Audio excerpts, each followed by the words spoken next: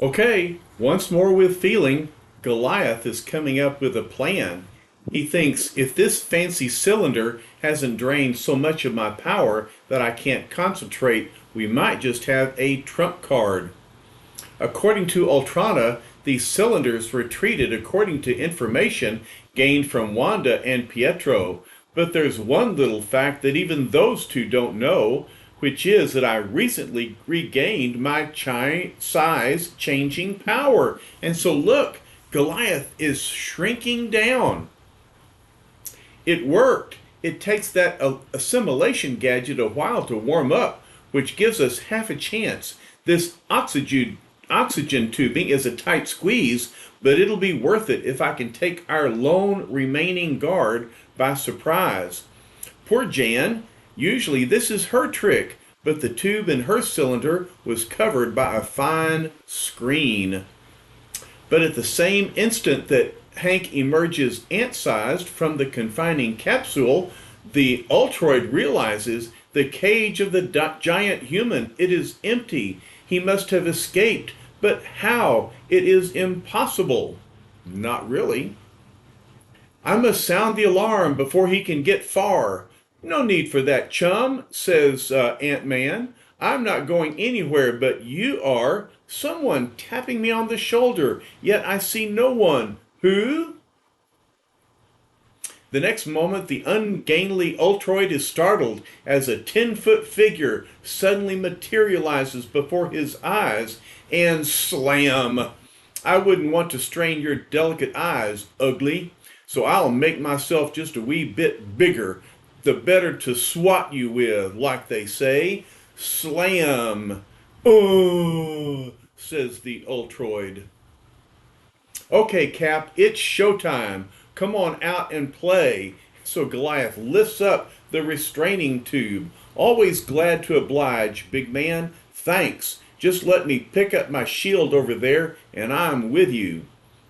I'll be waiting, Avenger. Meanwhile, it looks like we've got company, so I'd better put this oversized test tube to good use.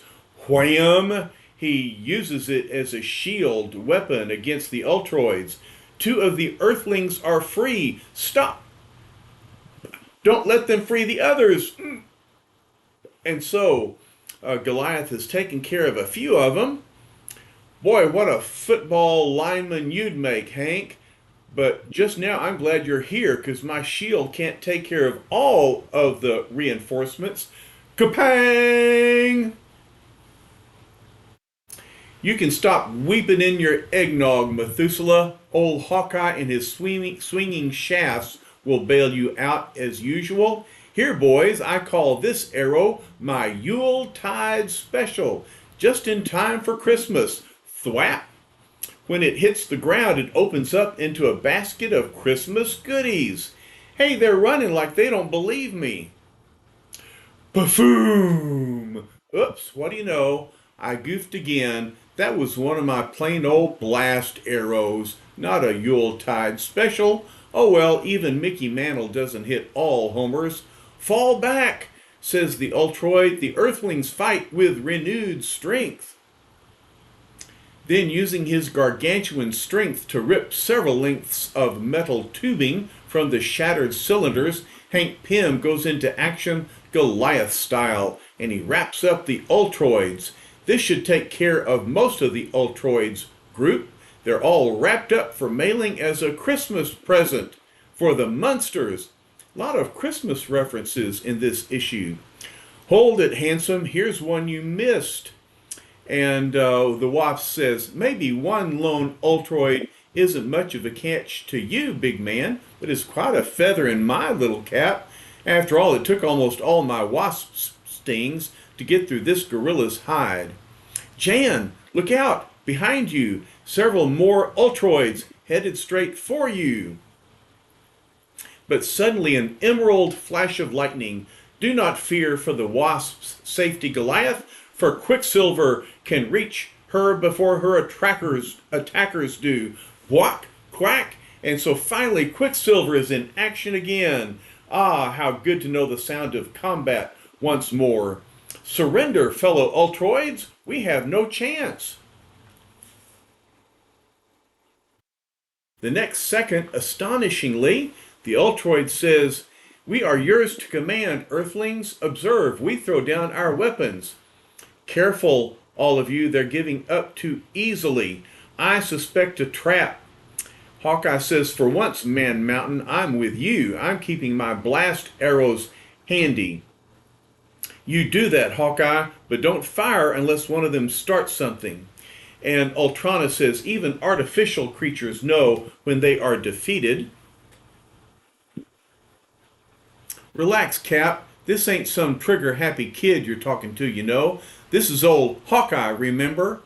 Yeah, we remember. But Cap says, "Sorry, partner. I didn't mean to step on your toes." "Forget it. I'm just worried about Natasha. I gotta find out what these alien bozos did with her." "We'll all look for her, Hawkeye, as soon as we take care of the computerized menace called Ixar. Sorry we haven't got time for a celebration, but welcome back, Wanda and Pietro." Wanda says it's wonderful to be back, under any circumstances. "Wanda speaks for us both," says Pietro. "Now truly the Avengers are at full fighting strength once again." "Nuts. While you five are holding a class reunion, the Black Widow may be in danger, or worse. Take care of Ixar without me, Winghead. I'm cutting out." "Go ahead, Avenger," says Cap. "I know how you feel." "Pietro," says Wanda, "we too have forgotten someone we must free from bondage." "True, my sister, for the burgomeister of our village is still a captive of the alien." "Then part of what your imitator told us was true, Wanda." "Yes, Captain America," says Ixar, "but it is beyond your puny power to free him." "You've got a lot to learn about the power of the the power of the Avengers," says Goliath. "Perhaps, mortal, yet all your famed might shall avail you naught, unless you are willing to see the human die, for if you do not surrender, he will be electrocuted." "We're stymied, Cap," says Goliath. "That mind-tapping setup must double as an electric chair." And then the Burgomeister says, "You are right, Goliath. I served Ixar first as a source of information, and now he uses me as a weapon against you. But my life means little. Destroy Ixar, no matter what befalls me." "No can do, Burgomeister," says Cap. "We've got to abide by our Avenger Code, and that code forbids us to harm any living being or to allow one to come to harm." Then says Pietro, "It's a stalemate." "A stalemate? You overestimate yourselves, Avengers. I have merely been toying with you, delaying you until the moment of my inevitable victory. And now that time has come. Look behind you, Earthlings." Scarlet Witch turns and says, "It's incredible. The Ultroids, they're glowing." "Not just glowing, Wanda. They're also becoming transparent, fading away into nothingness." "Unless I miss my guess, Hank, they're doing a lot more than that. It's almost as if something were absorbing their very being."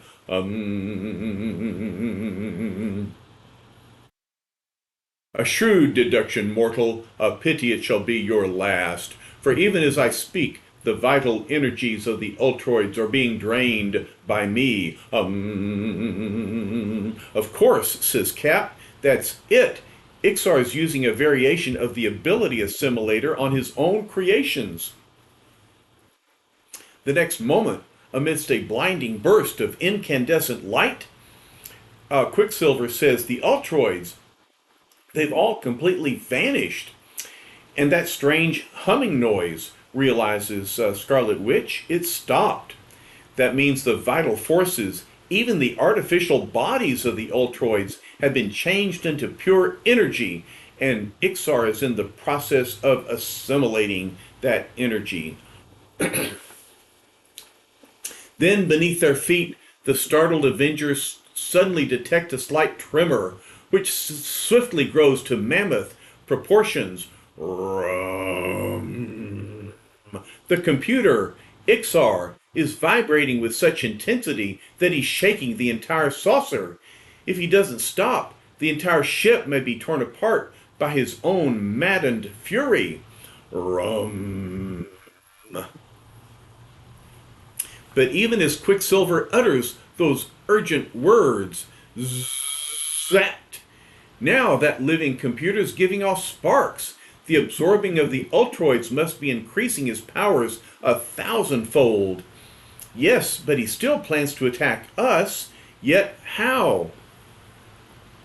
Certainly there's no way he can threaten us directly. The Avengers can surely handle a rampaging computer. Wait, something's emerging from the front of the machine. Something enormous. And as the costumed quintet stare in awe, almost in disbelief, a truly formidable figure appears before them. Behold, and cringe in abject fear, rash mortals, for not all of you together can stand against me now that I have absorbed the power of all the Ultroids. Prepare to face the onslaught of Ixar the Invincible. Stand back, Cap, says Goliath. That guy's over 15 feet tall, and that makes me the logical one to take him. Stay back, Hank, orders Cap. He's too big for even you to tackle alone. Remember, this battle is for keeps, for if we lose it, it's the end of the Avengers. Then, like the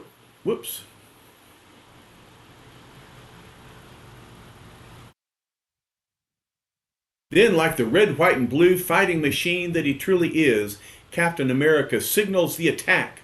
Okay, Pietro, let's whittle that blustering behemoth down to size. Put Plan D into operation. Right you are, Cap, answers Quicksilver. After months of inactivity, it's great to be in action again, and he speeds off to enact Plan D. Impudent human, to challenge the unstoppable power of Ixar, I'll squash you like a bug. Ugh. Well, Ixar is finding out that Quicksilver is not a bug. Wish! You stop me. To stop me, you first must be able to catch me, and you're much too slow to do that. Quicksilver thinks he doesn't seem to be as dangerous as Cap thought. Perhaps I can take care of him myself. Well, not likely. Next, grasping more super tensile wiring from the floor, Pietro makes his move. Pietro, don't try to tackle him alone, says Cap. Do not fear, Cap. He's not fast enough to catch Quicksilver. Fool, did you think to best me as easily as you did my Ultroids? Then know that Ixar has more resources other than mere brute strength. Zit! Oof! Thinks Quicksilver. Steve Rogers was right. I was overeager. Ixar has stunned me with some kind of force blast. Pietro, don't just stand there. All of you, we must help him. And the Scarlet Witch shall be the first to strike with one of my strongest hexes. Quicksilver shouldn't have tried to capture him alone, says Goliath. The name of this game has to be teamwork. And then Jan says, your brother isn't hurt badly, Wanda. Look, he's stirring even now. And Cap says, Ixar doesn't want to harm any of us. He's still bent on capturing us and obtaining our powers. Nonetheless, Wanda lets off with one of her hexes. She thinks the alien strength, which must equal that of all the Ultroids combined, prevents my hex from doing more than slow him down. I weary of playing games with you, Earthlings. Desist, or you'll force me to destroy your comrade. And Quicksilver thinks, I must get away so the others can fight, but I'm so weak. Suddenly, without warning, the giant from space turns away from the fallen speedster and now that your spell has spent itself, female, I shall let you know what it means to anger the omnipotent Ixar. The Scarlet Witch is stronger and more alert than you imagine. Behold how I stop your force bolt, Thack. And she waves her hands and sends a hex back at Ixar. It took the last of my hex power to protect myself, but I mustn't let Ixar know that. Stand aside, Wanda. It's my inning now. Here comes Goliath. I've been standing on the sidelines long enough. Now it's time to show what Goliath can do. If Cap doesn't mind. No complaints. Slug away, big fella. Splat. And Goliath strikes at Ixar. Now, says Scarlet Witch, I see the wisdom of Captain America's original plan to attack the Cyclopean Ixar as a team. While I look to my brother, my hex power will return and will attack our enemy anew. And speaking of teamwork, let's shoot in real fast for a close-up of our bombastic baddie. As he says, some sort of blast struck my head. It must be the one known as the Wasp. That was my wasp sting, Teuton, and I'm glad you noticed. When a girl's only a couple of inches tall, she appreciates attention from anybody. So the Wasp gets into the action. And while Ixar is off balance, flip! Thanks for the assist, honey. Goliath says it gave me leverage. It gave me a chance to get just the leverage I needed for this. And so he flips Ixar. But as the flailing colossus falls, his clutching hand rips up a section of floor. You earthlings have tried to entangle me in wires several times during this fight. Now it is only fair that Ixar does likewise to the mighty Goliath. Oomph, thinks Goliath. He caught me in those cables before I could dodge. His strength is unbelievable. He's tossing me through the air like so much dead weight.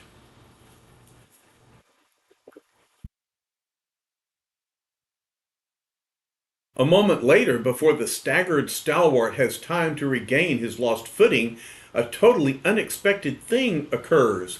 Holy Hannah, says Goliath. He's sending some kind of electric juice through the wires. He's generating it with his own mechanized body. I'm losing consciousness. Correct, puny mortal.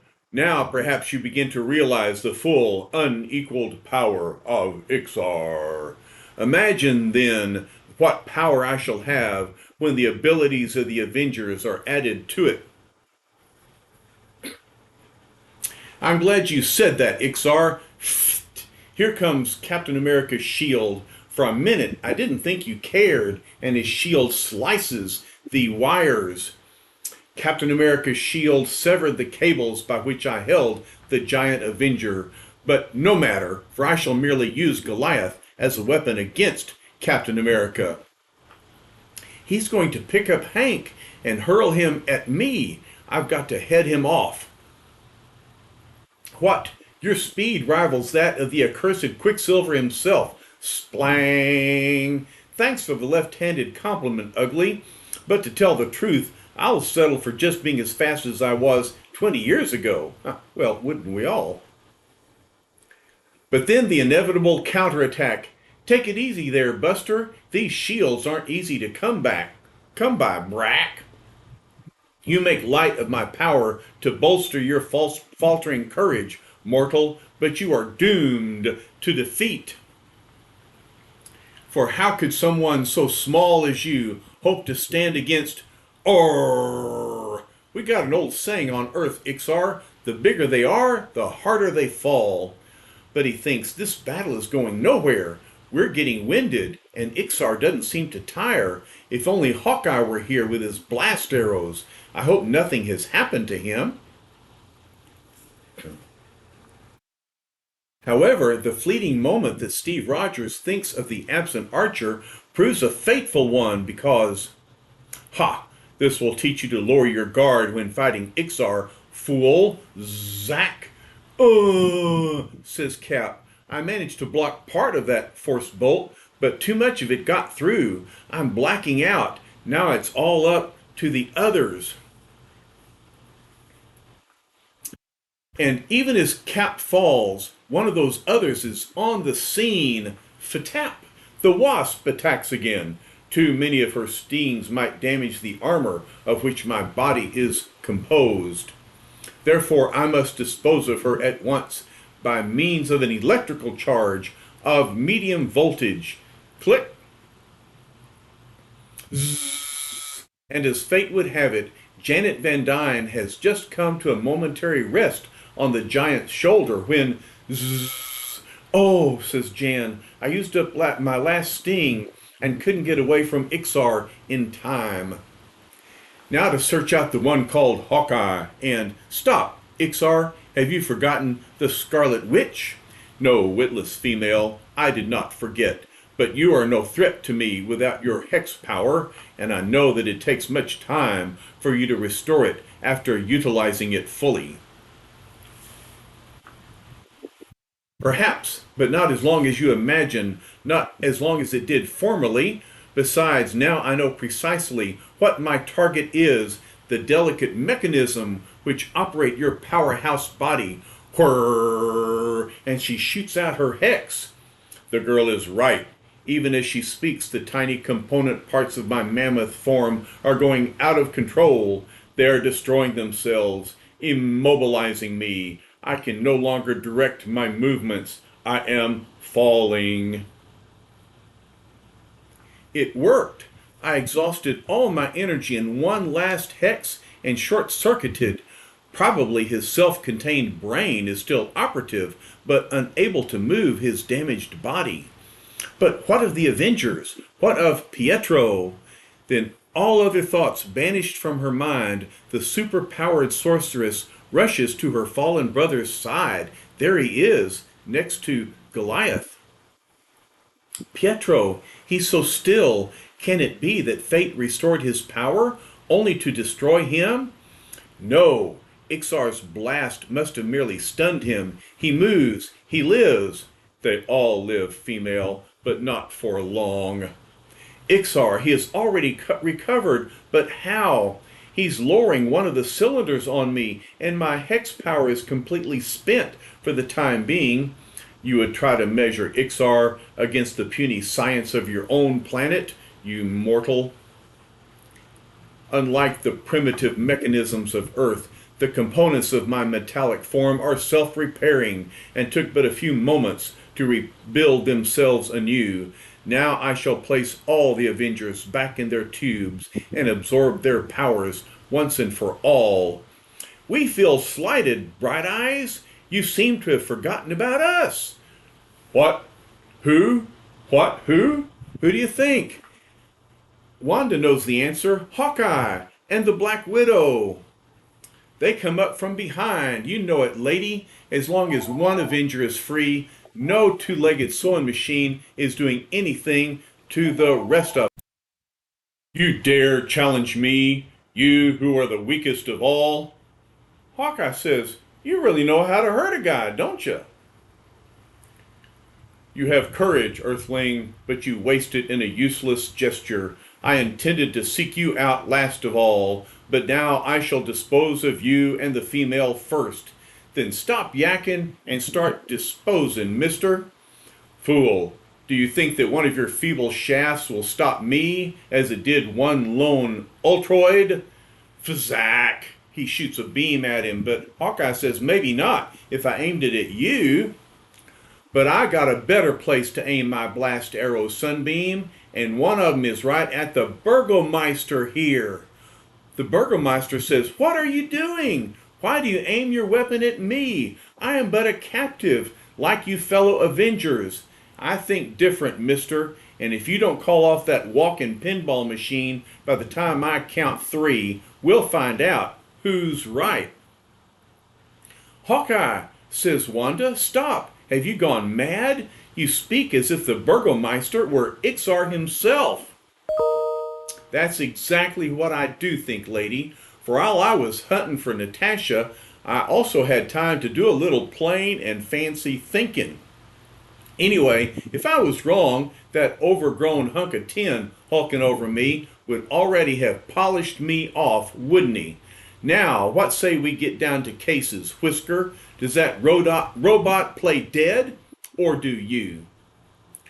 I do not know how you fathomed my secret, mortal, but it will do you no good. If I die, you die as well. It would take but an instant for my giant Ultroid to aim a lethal ray blast at you.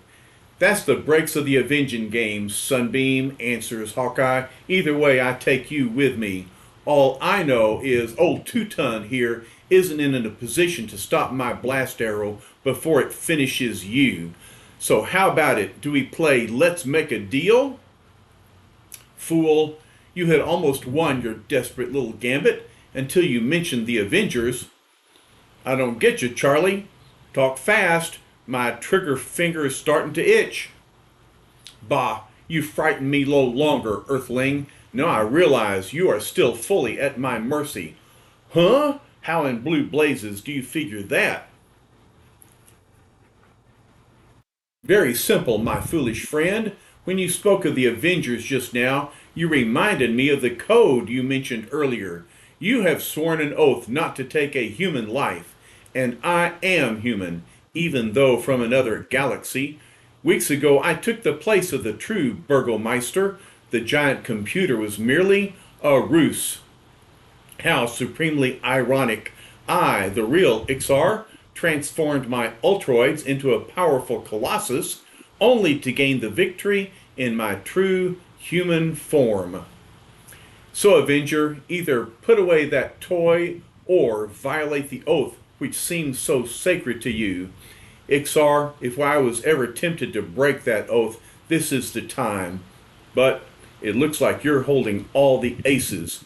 Of course, that is why it is my destiny one day to rule the cosmos.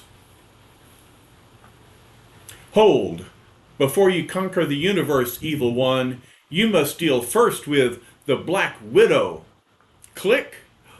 And Hawkeye realizes, Natasha, you set your widow's bite on lethal charge.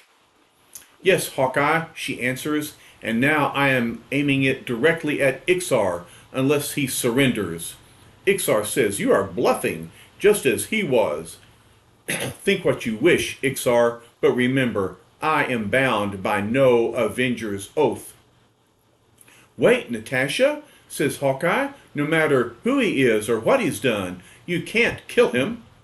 I have no choice, my darling, she answers. If we are all to die, then I shall make certain that Ixar does not live to boast of his victory. And look into her eyes. She means it. But my patience grows short. Surrender at once, or your mad quest for power shall end in death. I don't believe you, says Ixar. Look into my eyes, Ixar. Look deep into the eyes of the Black Widow, for these are the eyes of the one who deals in empty words and idle threats. No, these are not such eyes, so make your decision at once. Meanwhile, the fate of the Avengers hangs in the balance, and we return visually to Earth, to the tiny central European village of Transia. And they're telling the story to the authorities. Thus, when the saucer departed, all of us came out of hiding and returned to our homes, but the burgomeister of our town must have been captured by whoever piloted the strange craft. The authority says, you say a flying saucer engulfed your entire village, then simply went away, leaving it intact? Your tale is too incredible if you cannot furnish more proof. And then suddenly, there is your proof, Captain. The saucer is returning. But why? Mon Dieu, my God, it is coming to Earth a short distance outside the village. We must approach it and be ready for anything. But it is highly unlikely that any of the amazed bystanders are fully prepared for the sight that greets their startled eyes only moments later when, look, it is the powerful Americans known as the Avengers. Is the saucer theirs? Not quite, answers Cap. You might say we hitched a ride. That'll hold them, Winghead. They wouldn't believe the truth anyway. Can they be blamed? Who would believe that a simple burgomeister was a creature from another star? But what of our beloved Burgomeister? What happened to him? I can only tell you that he is no more. But let it be said that he died a hero. Cap thinks it's better this way. How could they understand that the man who governed them was replaced by a spying alien? Behold, says the Scarlet Witch, the saucer, it is ascending once more. Let it go, says Goliath. The aliens have promised that they shall never again come to our planet.